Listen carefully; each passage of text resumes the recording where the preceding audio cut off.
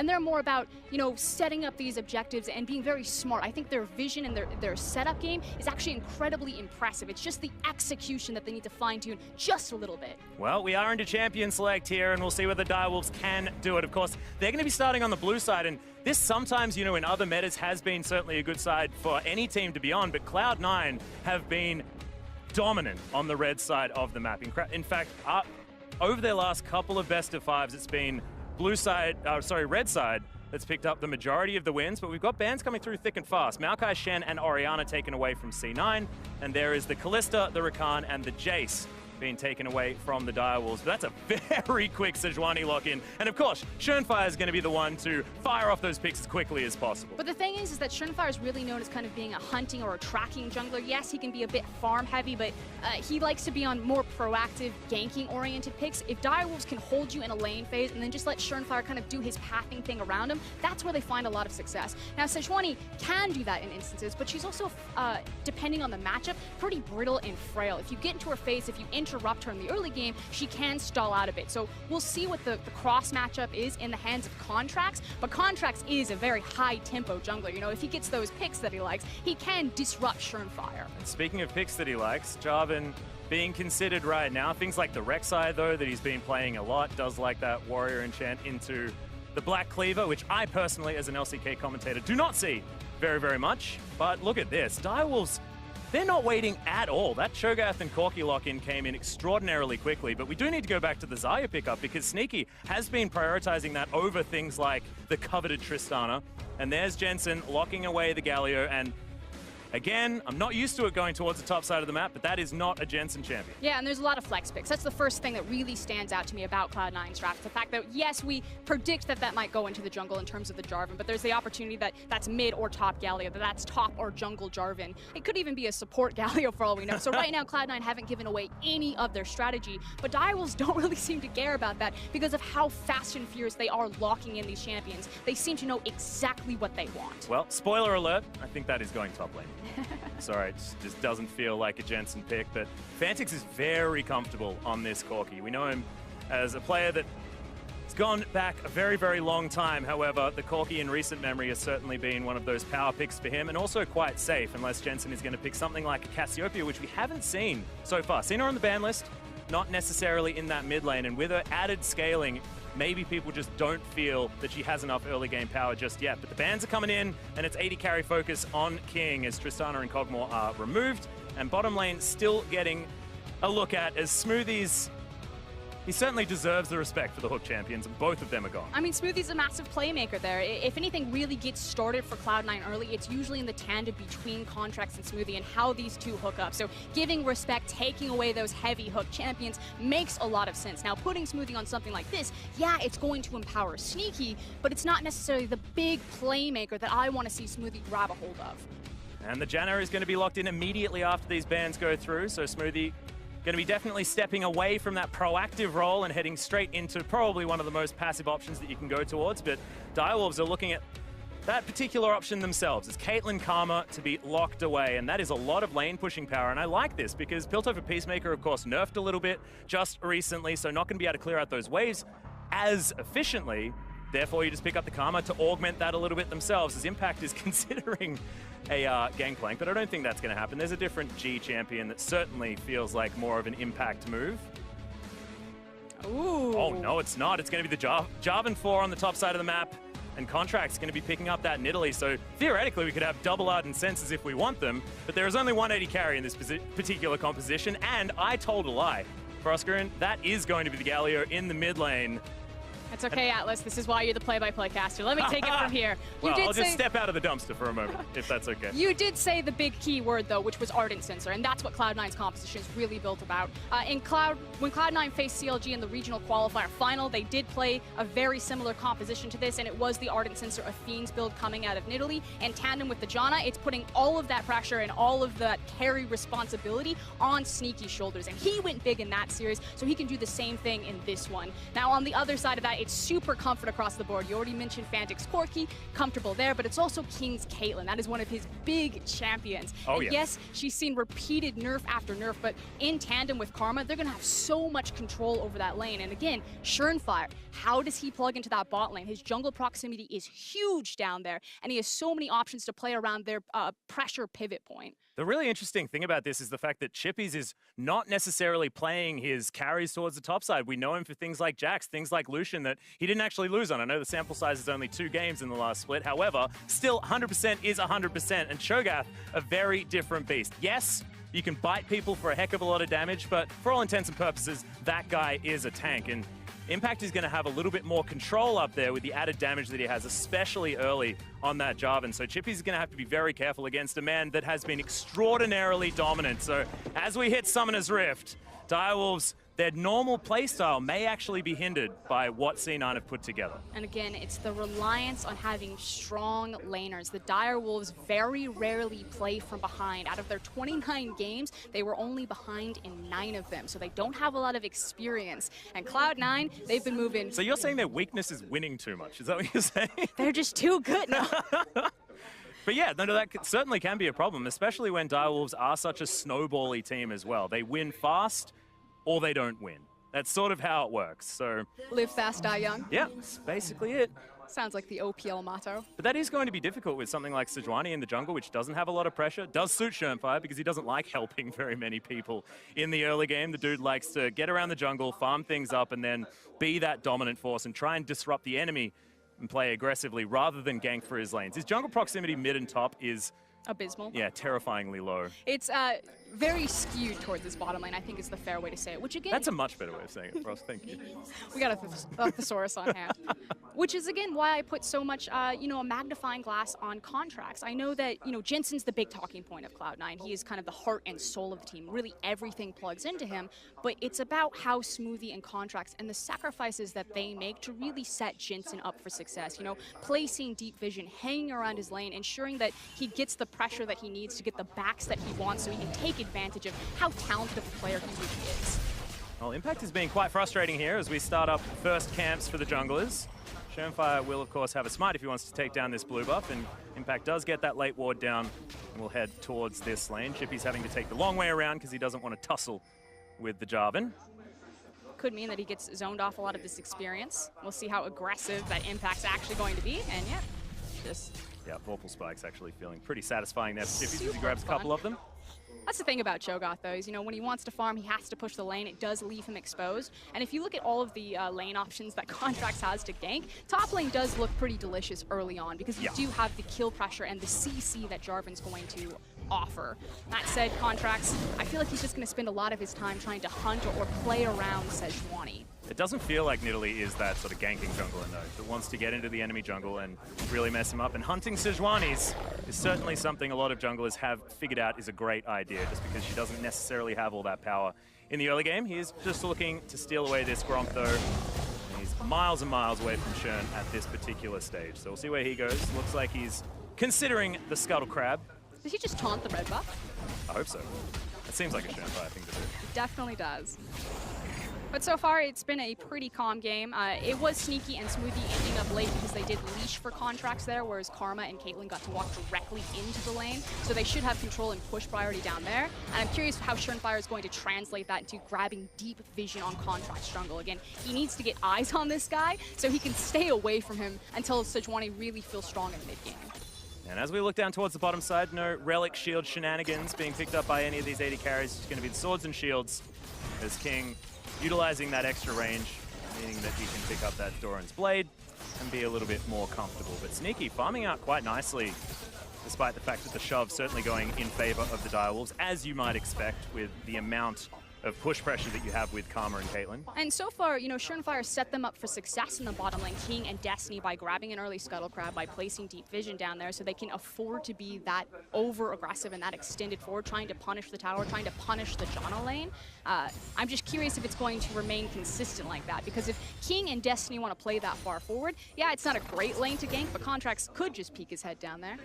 As we have a peek into the mid lane, you mentioned Jensen, certainly the player that C9 like to play around. Fantix has had basically the highest CSD numbers since he started playing professional League of Legends in Oceania. So still, he's farming out great, but the Justice Punch is going to come in, and he's going to get taunted up. Spear lands from Contracts, jumps forward. There's the flash to follow for the first blood. And Contracts, you'd expect him to be in the mid lane, but it's not always successful ganks that come out. Fantix, that's a problem to start things off for the Direwolves. Yeah, and Fantix is just trying to lessen the bleeding right now, pulling the creep wave over to the side, trying to get at least a nice freeze for Fantix, or holding the wave in a good spot for him. He does have teleport, so there he comes. He's not going to lose too much in terms of the CS on the wave, but losing first blood to Contracts is certainly going to hurt. That's a big problem. Jensen going to teleport back in as well, has his catalyst, so the dueling potential for this Galio feels a little bit infinite from now on. And this means that it's basically a nullified matchup anyway when it's Corki versus Galio. He's going to farm things. Corki's going to try and impact the lane, but really you're a Galio. You tend to shrug when it comes to a lot of that pressure. But it does get that much easier to try to punish Fantix because he doesn't have his flash. Yes, he has his Valkyrie, but Contracts showed that it doesn't necessarily matter there. Did also burn his own flash in return, however, as Jensen, actually, getting pretty aggro. Yeah, misses the punch, but gets the passive. It's about the thought. That's going to be fine. As we have a look at this gank, it was pretty picture perfect from the mid and jungle from C9. And that's the thing, you know, we know that C9 are going to be about Jensen in that mid lane. They offer him so much. And I asked the question, you know, what is Contracts or Smoothie setting up and sacrificing him? Smoothie's probably going to be locked down because he's on babysitting duty for Sneaky. But Contracts can spend all day around that mid lane or even ganking the mid lane. Yeah, well, good news for Direwolves fans is the fact that it hasn't affected farm too much. Fantix having a better time than at least Team 1 did. Big wave Cataclysm, yeah, Impact going aggressive onto Chippies. He actually can't get out of here, but thankfully not a lot of damage as the spear is going to land. That's going to finish him off. Meanwhile, on the bottom side, King able to pick up a kill against the flow of what has been C9 domination. But man, both solo lanes being taken down, and we mentioned this is so key for the Direwolves win condition. But it's usually not in this lane. That's the thing. They are so reliant on Chippy's ability to play a side lane, on Fantix having control of the side lanes himself. Now in this composition, it's not necessarily about the Cho, but it would certainly help for the Corki. It's not usually King and Destiny about to take this turret that are getting these early kills. It's fine. Jarvan's got a steroid. Oh, but the creeps! They're gonna die. There it is. Okay, so first turret going over to C9 as well. Settling about a 2,000 gold lead for the North American squad. But this is actually really important, because yes, the towers are dropping really early, but why this is important for the Direwolves in particular is because they've really struggled to try to play cross-map reactive plays. We take another look at this. I guess it's not a solo kill. 2v1 in the top lane. That feels good.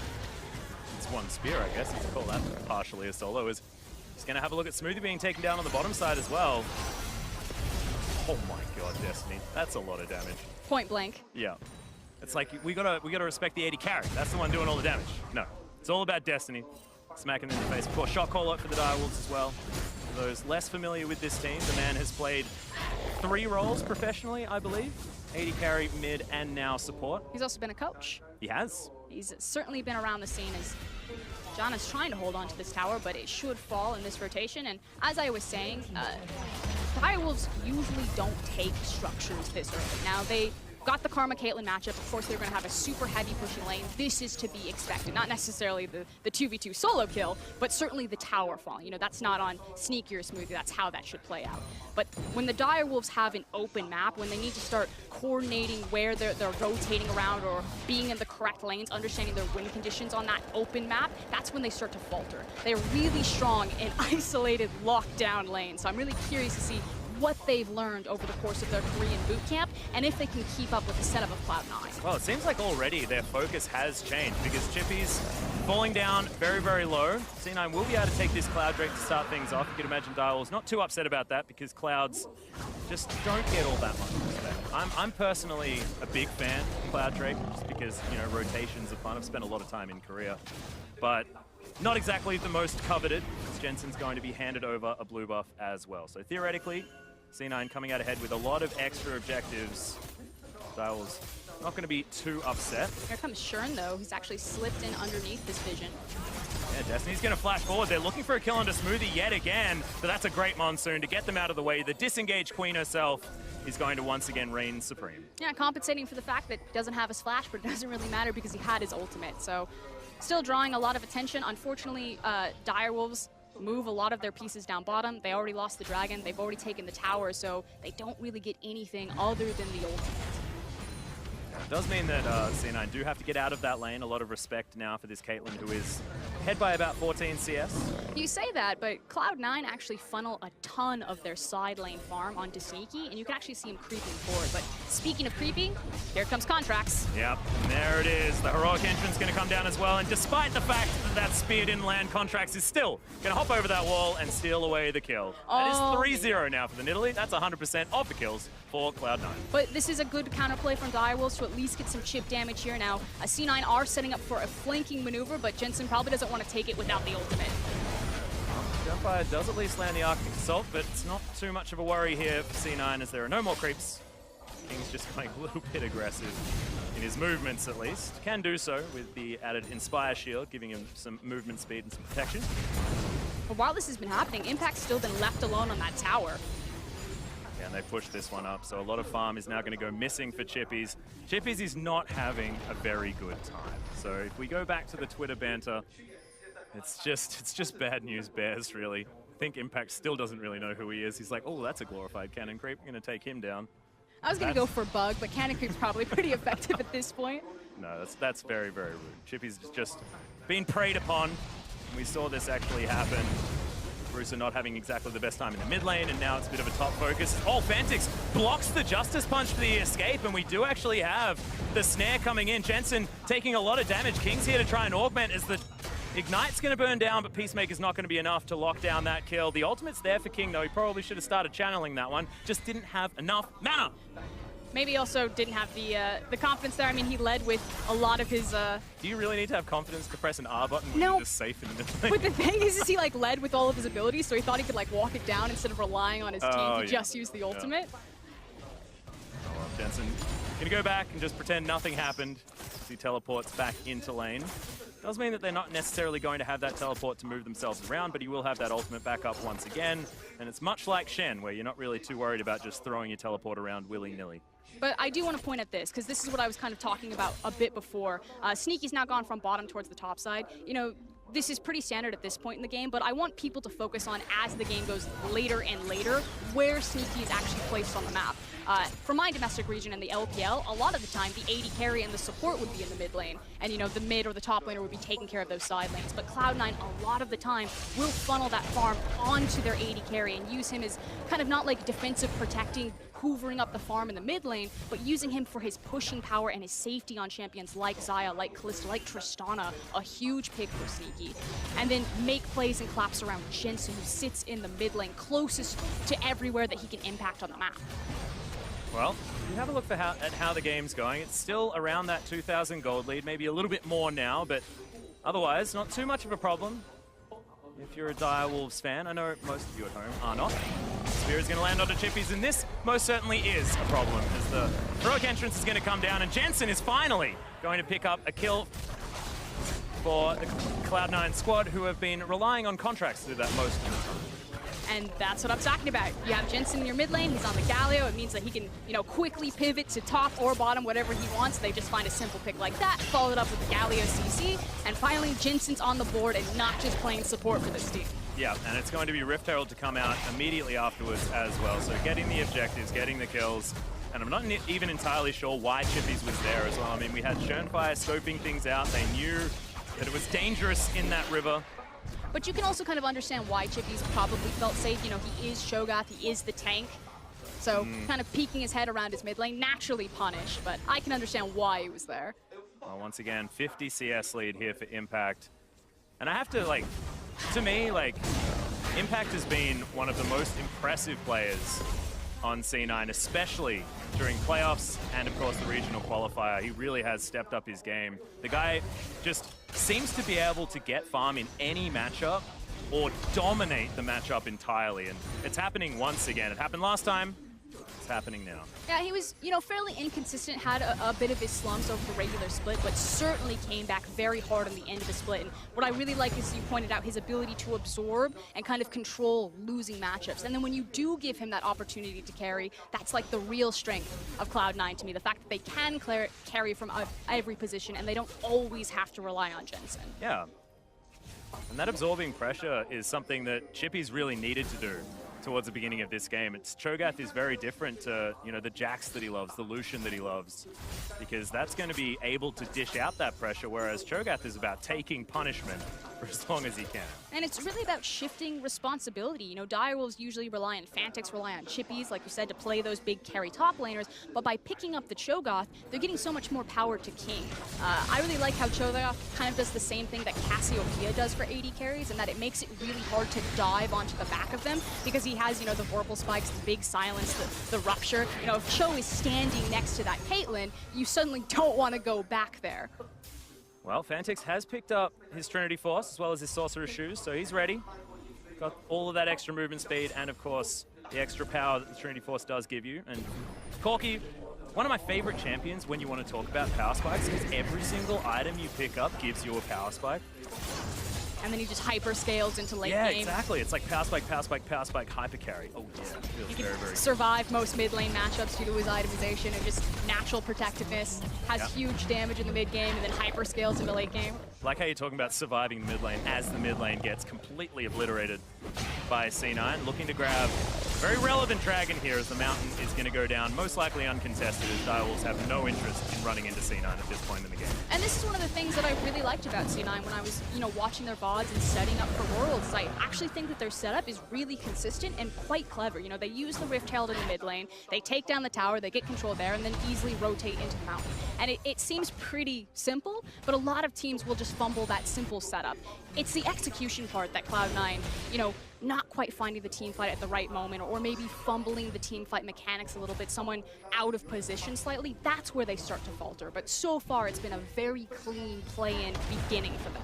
Yeah, and you can see bottom side where they set up for that dragon. Now going to have to replace some of that vision, hitting about the 16-minute mark. In 4 minutes' time, we'll need to get ready for that Baron dance, and I feel like C9 probably will feel relatively comfortable going for that as soon as possible. Yep, taking their time to push down bottom while they can still play down there. As the 1-3-1 has begun for Direwolves, but not necessarily to their advantage on the bottom side. Yeah, Fantix did have the Cull cash in though, Frosco. This is the big sell. This is important to mention because, you know, it's 5,000 gold lead, things not looking great for Direwolves, but at least Fantix is theoretically 1-1-0. That is good news. Only 3 CS behind. Oh, brilliant. I'm online, boys. Let's go. I've got the package. Yeah, can you tell that I'm a Fantix fan? Have been quite some time. Well, that's fair. I mean, Fantix has a huge reputation in Oceania, formerly known as Perfection. And hold on, though. King, you're in trouble. Oh, that heal movement speed, that's going to get him out of the way. Jensen's still hunting him down, but he's going to realize that it's not worth it. They're just going to continue pushing up the mid lane, and they've zoned everyone away. Yeah, exactly. Cloud9 still have inside track on this mid lane, and Direwolves are scrambling to get behind their tower. They're going to lose this for free. Are they? I feel like Direwolves are just sort of moseying on towards the tower. It didn't look like very much of a scramble at all. As Impact is just going to pick up this wave that Fantix was shoving into the turret, and honestly, it's just not necessarily working out for the Direwolves. And we said that this could definitely be a problem. If they fall behind, they don't have that pressure to play with. And we haven't seen the Direwolves in this position for a very, very long time. They're used to pushing up their waves and providing space for Schönfire. And now it's about triaging your lanes and getting Schönfire somewhere to farm, while King and Destiny are the ones that have the lead, which is the complete opposite to how things are supposed to work for this team. The Direwolves are used to being proactive. They're used to setting their pace. They're used to saying, this is where we're going to fight and this is how we're going to sculpt the map. When they have to be reactive, they virtually have very little experience domestically playing that. And again, when they're behind at 15 minutes, they've only been behind 9 times out of 29 games. They do not have experience playing from behind. Yeah, certainly not good. Whereas you look over the other side, C9, often when they're making proactive plays, that's where things go wrong. However, them in a reactionary style, when they're playing calm and collected, just waiting for someone to make a mistake moving towards them, they have looked brilliant. It worked fantastically well in the qualifier against CLG, and now they're able to do it to no end against the Direwolves. And it's just, the stylistic mismatch is what I feel is a real problem here. Even though in this game they were making proactive moves and things were working out for them, it's still, whenever Direwolves go for anything, it just doesn't necessarily work because C9 know what to do in each situation. And they know exactly where they need to be, which is pushing in this inner toppling tower. Now, while this is happening, simultaneously, Jensen is hard shoving mid lane. So it's just about a game of patience as Cloud9 are chipping away on all of the structures on the map. Yeah, and stealing away the jungle over and over again. You can see 130 against 83. And I know jungle camps is a bit of a confusing one because there could be Krugs and Raptors mixed up in there, but 50 CS in the lead for the Nidalee is pretty bad. But take a look at your map right now, because the Baron is spawning in 27 seconds. Cloud9 are simply creating space to get all of these control wards and all of this vision placed in Direwolf's jungle. So their tactic is clear. They'll take the tower for free. They've just simply overwhelmed Direwolves there, but the real prize is the Baron. And again, like I said, with the setup that Cloud9 do, it's actually really impressive. You know, let me see the LPL. We don't buy a lot of wards. Cloud9 buys a ton of wards. Well, Baron is going to be spawning in 1 second. There he is, popping up with his cool new World's clothes. I actually really like the World's Baron. I'm a big fan. But look at all of the vision that C9 have. They are so prepared to head towards this. They're not actually going to go towards it right now. Direwolves have themselves in position, but C9 may as well farm them a little bit more before heading towards the big purple worm. They're actually waiting on impact, so that's the big guy that you need to be paying attention to. As soon as he gets that pressured to where the Direwolves need to respond, they're put in this position where we either try to jump on the 4 members that are out of position, like Sneaky. Oh god, Destiny. Didn't necessarily want to take that fight in the end, as Impact is going to teleport forward. Good Howling Gale's actually is going to knock him up. It was actually a rupture. He's just going to get eaten. Jensen comes down. They're going to trade 1 for 1 as Contracts grabs himself yet another kill. The Justice Punch is good onto Fantix. Valkyrie's himself out of the way, so he's going to be relatively safe. As Chippies is launching forward, he's actually quite tanky now. As King, that was a little bit over-aggressive. Flashes out. He's going to be fine for the moment, but he probably didn't need to use his summoner just there, and it's a 1 for 1 in the end. And probably something the Direwolves are going to be okay with, but man, that was an odd one, King. That was a bit aggressive. Your boy King, what, nets forward, flashes back out. I didn't want to be here, and he doesn't want to be there. Nope, certainly doesn't. Not going to get hunted just yet, so Contracts looking for this last skip is going to miss it. King wants to turn this one around. Chippies is a very, very big Jurassic Cho'Gath right there. But there, that's exactly what I'm talking about. Cloud9, they had that jungle lit up like a Christmas tree. Oh, God. That hurt. They could see everything and anything, and you see the idea. The idea is 100% correct. They've got impact, he's grabbing the wave, he's like, just hold up, guys, wait a little bit, we've got the correct vision control, I'm gonna pressure bottom, and then we're gonna make our move. But it's just slightly out of positioning, just a slight missed execution where they lose a lot of that momentum, that time and that gold of, you know, buying that vision, placing it down, setting up the Baron. And where Cloud9 had been really ramping up the tempo of the game, they now need to take a step back and kind of catch their breath. They wasted their teleport summoner, so it's much harder to make that cross-map play. So Direwolves, with their bold move over the wall here on the blast cone from Surenfire, bought themselves probably about 5 minutes more to continue to farm and try to get a foot back into this game. Now we've got to try and work out what King was trying to do here. That is the most important. I think he just saw greatness in his eyes and he decided to go for it. As coming into this fight, you know, Impact, the idea was correct. You teleport to the other side, but frankly his team was just a little bit spread out away from him, and here's the flash. Excuse me, the net. Now here's the flash. Taunt right on top of him, needs to get away from the Galio. Thank God Chippies caught the Falcon Punch there, so Jensen couldn't follow up, and then it's just a healthy disengage for Cloud9. I'm sure someone can tell us why he did that, but I personally have not figured it out just yet. I always say that it's better to have bloodlust in you because that's harder to train into players. Like, you want the player with the killer mentality, and then you just try to rein that in. Well, one thing I do want to point out is that Direwolves have a lot of control wards. One was just put down, but they've got 3 more in the inventory.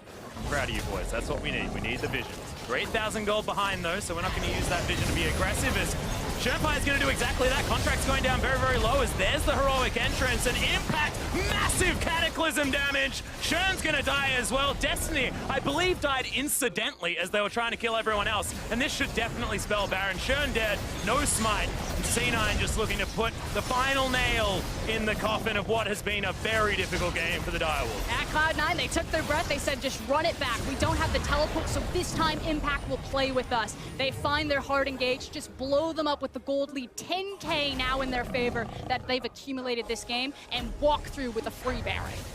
Yeah, 5 turrets now to 1 as well. They've got the pressure exactly where they need it. And this is with the low-range AD carry in Sneaky versus King on the Caitlyn, plus having a Corki there as well. I mean, when you think about pushing turrets, you think that the Direwolves have the composition that can do it, but with all of the control that Contracts has provided to this team, this Nidalee has been everywhere and honestly stifled the Direwolves from the word go in this match. And this is exactly what Cloud9 fans want. They don't want it to just be the Jensen show. We know and we have expectations for him. We know he can reach that greatness. It's the rest of the team now. They have the same thing in them. We've seen it from Sneaky going Miracle Mode. We know Impact can be a world champion. They just need to return to that form. Well, Arctic Assault is going to go wide as Smoothie. Takes a lot of damage here, but Impact going to get himself right in. Knocks up Chippies, but not exactly the right champion that he wants to be going for. As Schönfire, that Arctic Assault was an odd one, as Sneaky's going to be able to pick up that kill. And yes, it was a decent Glacial Prison, but there was no follow-up. There was nothing else, and then he decided to put his face into it once again. Just not necessarily working here in the Direwolves. I mean, I can understand this because you have to try and make plays. You have to try and do something. The idea isn't to lose slowly, ever. You've still got to try and make plays because you're only going to win based on surprise at this stage. And even that is going to be extraordinarily hard. Now, he did zone off a lot of members for Cloud9, but it's about who they're making the plays around. And frankly, Fantix is really the only guy doing necessary damage at this point because of how far ahead of the clock Cloud9 are, especially on their tanky members. Even with the Static Shiv as well as the Infinity Edge, King is still really reliant on needing that armor penetration before he's doing any damage really in these two fights. Oh dear. Taking another look at this one, it's the big Cataclysm, the Wombo combo from Impact that really sets everything up, as well as the fact that the teleport never comes in. So this is a 4v5 in favor of Cloud9. Yeah, and the Cataclysm in the perfect position there as well. Direwolves, 3 men struck by it, having to try and spread as much as they could, but certainly Destiny not getting out of the way of that one. We have a couple of flashes now up for the bottom lane here for the Direwolves, so can at least get themselves out, but it's just looking so scary, and that's a 12,000 gold lead, and this has been a statement day for Cloud9. We heard them say we shouldn't be in this tournament. We should be heading straight to the group stage to start things off. And honestly, I'm becoming a believer. I thought that maybe it was a little bit overconfident. Maybe that could bite them here, but C9 have said absolutely no. We said it for a reason, and it's certainly looking like that. Direwolves' last-ditch defense. They haven't lost base turrets just yet. It's feeling like only moments before that happens. Baron ticking down slowly. And again, all eyes really have to be on Schönfire as the primary engage tool. He needs to hit the perfect ult, and it needs to be followed up by the perfect Fantix damage if Direwolves want to stand a chance here. Otherwise, it's just going to be a slow, suffocating crawl for Cloud9. Yep, and King, he's just taking so much damage. Phenomenal taunt comes down for Jensen, who's really playing this Galio like a man who's been playing it all split, and he certainly hasn't. Contract's going to finish off Schönfire. And C9, it's like this mid-jungle duo are always going to have someone who gets all the kills, and this time it's going to be Contracts with Jensen just setting them all up for him. The Nexus turrets are now going to be falling down as C9 27.5 minutes into this game, looking to put the final nail in day one. And certainly the statements have been made. Direwolves, they were talking the talk, but the walk was more like a limp today. We'll see whether day 2 is going to be better or whether their game to finish out the night is going to be better as well, because that wasn't enough. And C9 look so dominant in this group. They look like the strongest team in play-in so far. Lion definitely up there as contenders, also looking good in form, but nothing to the dominance that Cloud9 have. I think WE did pretty well as well. Crashed onto this tournament. I'll hold off on that one. Yeah, I know. Just all the faith in China is difficult to get out, but certainly faith in North America is something that you can definitely have, because Cloud9 made that one look incredibly easy. They made their last one look easy as well, and this one is feeling exactly the same way. And now it's a question of how this will impact the Direwolves if they're able to bounce back from this. They